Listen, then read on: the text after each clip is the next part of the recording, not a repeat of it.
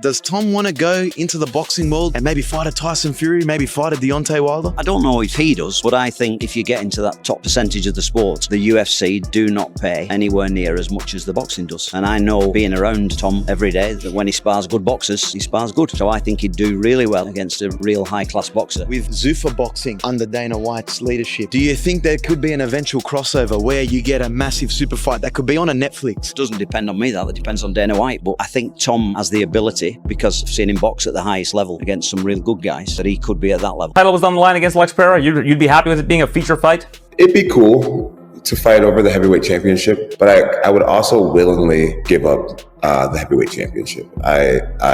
I walked away from the light heavyweight championship, and I'd love to walk away from this one as well, on top, on his own terms, good head and shoulder, making lots of money. I love the position that I'm in right now. Fighting Pereira for the Banff belt, that'd be cool. We both have 2 belts in 2 weight classes. The night we fought, we'd be both fighting for our 3rd belt, which would be the Banff. How cool would that be? You heard it here first. I haven't had this conversation with any other. The UFC heavyweight division is in turmoil, and many are pointing the finger directly at Dana White. Fighters are frustrated, fans are furious, and the future of the division has never looked more uncertain. After years of loyalty, sacrifice, and dedication, some of the biggest names in the sport are reportedly reaching their breaking point. Insiders claim that behind closed doors, fighter payouts, particularly among top-ranked heavyweights, have been quietly reduced. The result? Tension, resentment, and growing chaos within the UFC's most powerful division.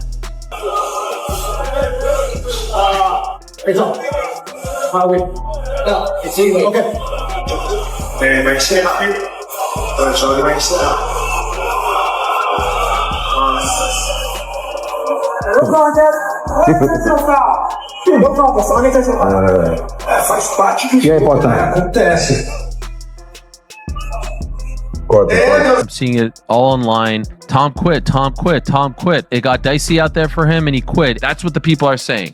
Complete hogwash, complete nonsense. If you just watch it, you will see that those were 2 nasty, deep eye pokes. You could say that he lost that first round. I think he lost that first round. I think we all agree that he lost that first round. Absolutely. Yeah, you could. I mean, that is fair game. But to suggest that he quit, that he wanted a way out, that he looked for a way out because the going got tough is just something that I'm not going to subscribe to. You know, John Jones is going to weigh in. This is the guy. This is the guy. For the record, John Jones was offered for the millionth time $30 million to fight this man, and he didn't. You can't claim after the fact, this is the guy, but you know he's going to spike the football. And there's a cruel irony involved in the fact that Tom doesn't fight John Jones, but still gets eye poked. But this is tough for him. This is the first time in his career where he's not going to be beloved by people, because people are going to accuse him of being a quitter, because they're going to say that the going got tough and he asked for a way out. I think that's absolute hogwash. He got poked in and laid there on his back until John submitted him. Against the cage, Garn was sat there, not moving, not bucking, not shifting or fighting hands, sitting there like this until John locked up the guillotine on him. I'm very aware of what happened in that fight. And do I wish Tom would have finished him earlier? I do, without resistance. That was the ideal circumstance for Tom Aspinall, was to finish Cyril Garn with no resistance in the first round. I think we see an overconfident Garn in the rematch, and I think Tom smokes him. But Tom was raging. So there's an emotional aspect to this rematch now that I'm worried about, because I've been looking for Bully Tom to make an appearance for a very long time, you guys. For a very long time, I've been waiting for Bully Tom to make an appearance. And he made the appearance on, what the fuck you guys booing me for? He genuinely made an appearance in the post-fight speech. The fuck you guys booing me for? I got fucking double eye poked. A double eye poke landed.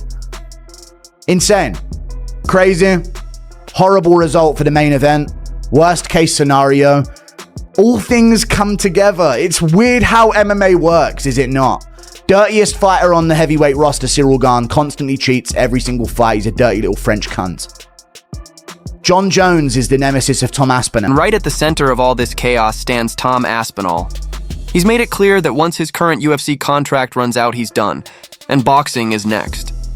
Aspinall has openly discussed the massive pay gap between MMA and boxing, pointing out that the difference is simply too big to ignore.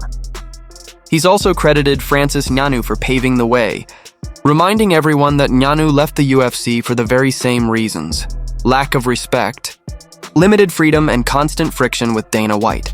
Dana White hates Tom Aspinall because in the post-match press conference, he was going at his heavyweight champion like he absolutely did not like him. I mean, he had Tom bloodied up, and Tom didn't want to continue in the fight. And his key word there is didn't. He didn't say Tom Aspinall couldn't continue, insinuating that he's a quitter. I don't know if it's because Andy Aspinall's saying Tom wants to go to boxing and he'd love a big payday in boxing, but that's just Andy being a manager and a dad negotiating. I'm going to be honest, I'll give Dana the benefit of the doubt. He could have easily just misspoke. And the fact that if you do watch the YouTube that Aspinall put out, Dana White's in the locker room before wishing him all luck. I'm sure he's on good terms with Tom Aspinall and his father, because Dana White, let's be honest, if he doesn't have Tom Aspinall, he doesn't have a heavyweight division. If you saw the other heavyweight fights that were on this UFC 321 card, Frustration is boiling over. Politics, fighter pay cuts, and the UFC's obsession with control have pushed athletes to their limit. Even Jon Jones, once Dana White's golden boy, has made it clear he's only returning for one last fight.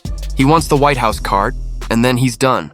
The UFC's biggest stars are walking away, and this time Dana White has no one to blame but himself. Fans see it. The double standards, the disrespect, the lack of gratitude toward fighters who literally risk their lives for the sport. Fighters like Francis Ngannou, Tom Aspinall, and Alex Pereira have proven one thing. They have options. They don't need the UFC anymore.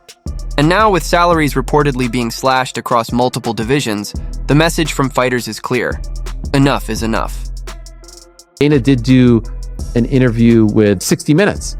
There were two things that I thought were really interesting. He loves to talk about freedom of speech, and he'll say freedom of speech is very important here. And then he'll say the most important type of speech to protect is hate speech. That I don't quite understand. Why is it more important to protect hate speech than just speech in general, all kinds of speech? If freedom of speech is so important and freedom of hate speech is so important, then why isn't freedom of press important as well? Because as we know, and let's not even talk about myself, long before I came on the scene, there were issues between, Dana White and the press. And of course, my situation is probably the most notable one. But why don't you feel the same way about the press? If you feel so strongly about freedom of speech and freedom of hate speech, surely you should feel strongly about freedom of press, especially when the press isn't even being critical in any way, shape, or form. You just want a certain type of press. That to me is a contradiction. Also, he says, I don't believe in destroying people's lives if they make a singular mistake. I mean, I sit here today, he has tried actively to destroy my life because I reported some news, some fight news. Again, Dana White didn't dislike me because I was critical of the UFC. They didn't like me because I was reporting fight announcements. So if you don't know these things, I can understand why you would sit there and be like, you know what? I like this guy. But if you know and you lived it and you've watched him and you've covered him, you know that this whole thing now, freedom of this, freedom of that, freedom of this, freedom of that, is a little hypocritical. Those comments struck a nerve, confirming what Tom Aspinall and his family had already suspected. Even before the fight, Tom's father, Andy Aspinall, had voiced concerns about his son's long-term future in the UFC. He hoped Tom would finish his current contract and eventually transition to boxing, where he could finally earn what he's worth and be treated with genuine respect. It isn't resentment. It's a reflection of how the sport operates today. And Tom isn't the only one feeling that way. Alex Pereira, fresh off another major victory, has also hinted at exploring new opportunities, possibly moving up in weight or even stepping into the boxing world himself. So what was the holdup with the UFC? What led you to not sign? There was a lot of frustration over the years. I think since my fight against Stipe, my first fight against Stipe, my relation with the UFC never been the same.